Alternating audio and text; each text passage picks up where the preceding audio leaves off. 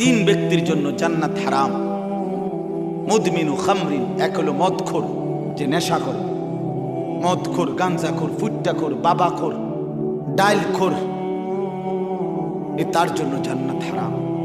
দুই নাম্বার আকুল ওয়ালিদাইন, মা বাবার অবাধ্য সন্তান, যে মা বাপকে যে কি দেয়, কষ্ট দেয়, ওই অসভ্যের জন্য জান্নাত হারাম।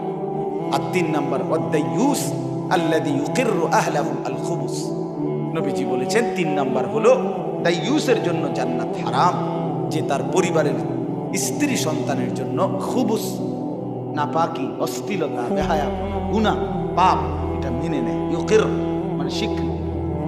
তাহলে আপনি এটা মেনে নিচ্ছেন না, কথা কন না কেন? আপনার ঘরে যে টেলিভিশন চলে, আপনি এটা মাইনা নিছেন না?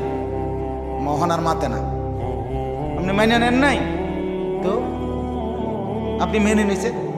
নাইলে আপনি বলেন আপনি কি কি উদ্যোগ নিছেন, বলেন, একজন দাঁড়ায় বলেন আপনি কি কি উদ্যোগ নিছেন এটা বন্ধ করার জন্য। আপনি এটা একদিন মাথার তুললে আছাড় দেন, ভেঙ্গে ফেলেন, আপনি এটা গুঁড়া গুঁড়া করে ফেলেন যে আমার আখিরাত দরকার, আমার পরকাল দরকার। আপনি তো পরাজিত মিয়া, আপনি তো ব্যর্থ মিয়া। আমরাও তো বাবার ঘরে 5 ভাই 3 বোন বড় হইছি, আলহামদুলিল্লাহ, কোনোদিন তো টেলিভিশন দেখতে হয় নাই। আমাদের ঘরেও তো সন্তান আছে এখন, আমাদের বাচ্চাও তো হাসি খুশিতে বড় হয়, আমাদের বাচ্চাও তো আমাদের উপরে নারাজ না। আমার 2 বছরের মেয়ে আছে, ছোট্ট মেয়ে, ও আমার ড্রাইভাররা এখন জিজ্ঞাসা করে, রাতের যদি 3টাও বাজে আমার মেয়েটা সজাগ থাকে, যতক্ষণ পর্যন্ত আমি না যাই আমারে নিয়া এরপরে ঘুমায়। তাহলে আমাদের বাচ্চাও তো আমরা আদর করেই বড় করছি, আমাদের বাচ্চার জন্য তো আমরা হালাল চাহিদা চেষ্টা করি পূরণ করতে। এটা কি অবস্থা?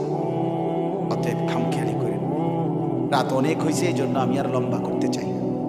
আপনাদের কাছে মূলত এটাই বুঝাইতে চাইছি, গুনাহ ছেড়ে দিতে হবে, আল্লাহর নাফরমানি ছাড়তেই হবে।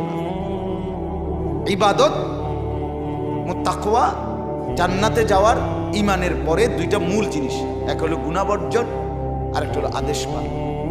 কোনো ব্যক্তি ঈমানদার হওয়ার পর, মুসলমান হওয়ার পর জান্নাতে যেতে হলে 2টি করণ। কয়টি?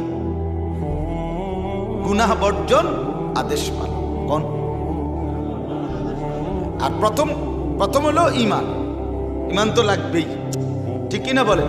মুসলমান তো হতেই হবে। মুসলমান হওয়ার পর, মুমিন হওয়ার পর করণীয় 2টা, গুনাহ বর্জন, আদেশ